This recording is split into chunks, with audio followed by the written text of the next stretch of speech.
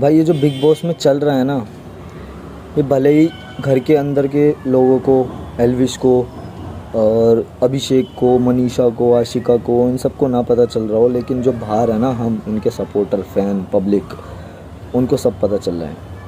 मतलब साफ साफ दिख रहा है यार, जो वीकेंड के वार पे हुआ कि पब्लिक को और उनके एल्विश के फैंस को, यूट्यूब की कम्युनिटी के जो फैंस है, जितने भी पब्लिक है, उन सबको ना सॉफ्ट तरीके से मैनिपुलेट किया जा रहा है, ताकि उनकी नज़रों में, मतलब पब्लिक की नज़रों में यूट्यूबर्स की एक गंदी इमेज बने और उनकी इमेज गिरे। मतलब एक तरीके से यूट्यूबर्स की इमेज गिराई जा रही है, क्योंकि कहीं ना कहीं ये भी इनसिक्योर है यूट्यूबर्स से, क्योंकि इनको पता है आजकल ना लोग बाग ये चूतिया मूवी देखना पसंद नहीं करते बॉलीवुड की। ज़्यादातर लोग सोशल मीडिया, यूट्यूब की तरफ ही कन्वर्ट होते हैं, और अगर कुछ लोग जो है मूवीज़ देखना पसंद करते हैं तो वो इन जैसे चूतियों की मूवी देखना पसंद नहीं करती। किसी का भाई, किसी की जान, क्या ही बोलूँ मैं, बहुत ऐसी चूतिया मूवी है, सारी ही चूतिया मूवी आ रही है बॉलीवुड में। ठीक है, तो अगर प्रेफर करते भी है तो हॉलीवुड या फिर टॉलीवुड की तरफ ज़्यादा अट्रैक्शन रहता है लोगों का, सबको पता है वो। तो ये कहीं ना कहीं इनसिक्योर है, और ये यूट्यूबर्स को क्यों बुला रहे हैं बिग बॉस में, क्योंकि इन्हें भी पता है यूट्यूबर्स, एक बंदा उन्होंने ऐसा बुलाया जिसने आके ना उनके शो की टीआरपी कहाँ से कहाँ पहुँचा दी।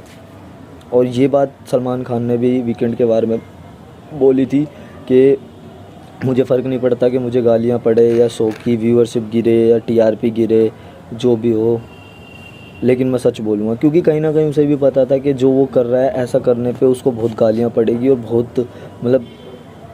बहुत कुछ झेलना पड़ेगा, व्यूअरशिप भी गिरेगी। व्यूअरशिप तो गिर नहीं सकती, क्योंकि उसमें एल्विश यादव है भाई, जब तक तुम उसे नहीं निकालोगे ना तो तुम्हारा शो जहाँ है वहीं रहेगा।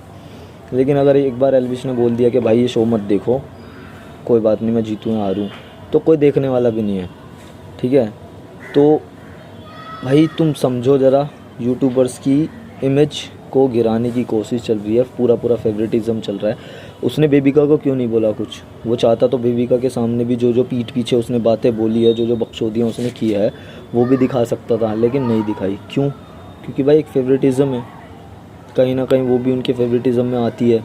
और एक तरफ उन्होंने यूट्यूबर्स को किया हुआ है, तो वो यूट्यूबर्स की पूरी तरह इमेज गिराने पर तुले हुए हैं, साफ पता चल रहा है। ठीक है, तो भाई सिस्टम कम मत होने देना तुम अपनी तरफ से, सिस्टम को हाई रखना और पूरा सपोर्ट करते रहना भाई को, जब तक अंदर है वो, और जिता के लाना। भाई मेरा तो फेवरेट है, मैं तो ऑलवेज सपोर्ट करता हूँ और लोगों के फ़ोन से भी वोट करता हूँ, और तुम भी करो भाई। जिस तरीके से उसको सलमान ने बोला ना, मेरे को बिल्कुल भी अच्छा नहीं लगा। वो बंदा, मैंने अब तक की हिस्ट्री में पहली बार उस बंदे को ऑन कैमरा रोते हुए देखा है, वो भी लाइव।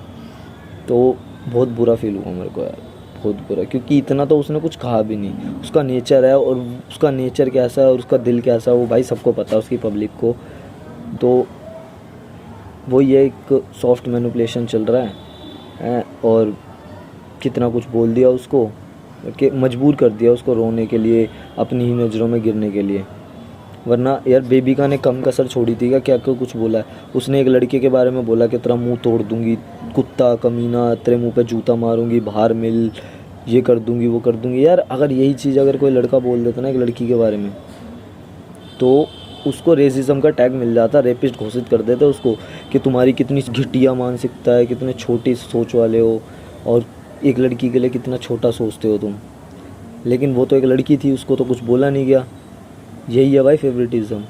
और एल्विश ने उसके बारे में भी नहीं बोला था, जो वो बकचोदियाँ अंदर कर रही थी ना, कि मेरी वजह से टास्क जीते है, और एल्विश का तो कोई सपोर्ट ही ना। अबे चूतिया लड़की, अगर एल्विश नहीं होता ना तुम्हारी टीम में तो तुम घंटा जीतते। और मेरे को तो ये समझ नहीं आया कि कौन सी पब्लिक ने वोट किया उस टास्क पे, कौन सी पब्लिक देख रही थी। भैंचो हमारे पास तो कोई टास्क आया है, मतलब कोई वोटिंग का ऑप्शन आया है नहीं। चूतिया बनाते साले बिग बॉस वाले, अपनी तरफ से कुछ भी बोल दिया। वो तो चल ठीक है, भाई को जिता दिया, अच्छी बात है, लेकिन ये भाई ये सब ना ऑडियंस का दिमाग से खेलने की चीज़ है।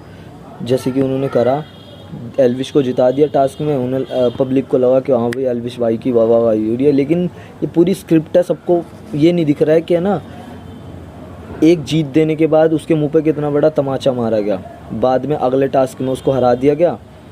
ठीक है, और चल वो तो अभिषेक ने सही करा कि दोनों किसी को नहीं मिलनी चाहिए टिकट, भाई हमारा भाई ने जाए तो और कौन दूसरा क्यों ही जाए, ठीक है।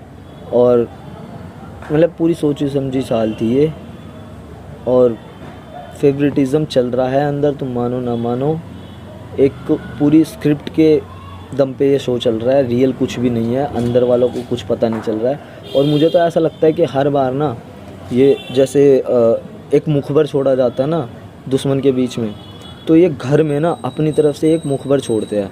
और इस बार इन्होंने वो मुखबर बनाया पूजा भट्ट को, ठीक है। उसको घंटा फ़र्क नहीं पड़ता कि वो जीते क्या हारे, बस उसको उसके पैसे मिल रहे हैं पर एपिसोड के या जो भी है, ऐसा मुझे लगता है। मेरा POV है ऐसा, मेरा पॉइंट ऑफ व्यू है। और वो जीते ना जाते, उसको एक स्क्रिप्ट बताई गई है और उसको उस स्क्रिप्ट के अकॉर्डिंग चलना है। यार साफ पता चलता है कि स्क्रिप्टेड है, ठीक है। और ये यूज़ कर रहे हैं यूट्यूबर्स का अपनी TRP बढ़ाने के लिए, सीधी सी बात है। तो भाई तुम मैनिपुलेट मत होना, पूरा सपोर्ट रखना और सिस्टम पाड़ के रखना भाई जितना हो सके। बाकी तो देखा जाएगा, अगर हमारे सपोर्ट से भी वो ना जीते फिर तो साफ पता चल जाएगा कि बिग बॉस में कितना फेवरेटिज़म है और कितना दोगलापन है, ठीक है। तो भाई अगर किसी को इफ़ेक्ट हुआ हो कि एल्विस ने एक लड़की के लिए इतना गलत बोला है, तो भाई नॉर्मल है यार, एक घर में ये सब होता रहता है। और उसने उस लड़की के बारे में नहीं बोला, उसने बोला कि इसके जैसे डॉन जो बाहर मिले ना उनके चूतड़ों में हाथ दे के मोधा मार दे, तो ऐसा ही होता है भाई। और इसके जैसे ये जो डॉन बन रही है ना अंदर के, बाहर मिल वो मिल, बाहर यही अगर मिली तो आगे पीछे घूमेगी उसकी कि एल्विश, ठीक है। तो भाई तुम मैनिपुलेट मत होना, अपना भाई जैसा था वैसा ही है, फुल सपोर्ट रखना और सिस्टम पाड़ के रखना, ठीक है भाई। जय श्री राम।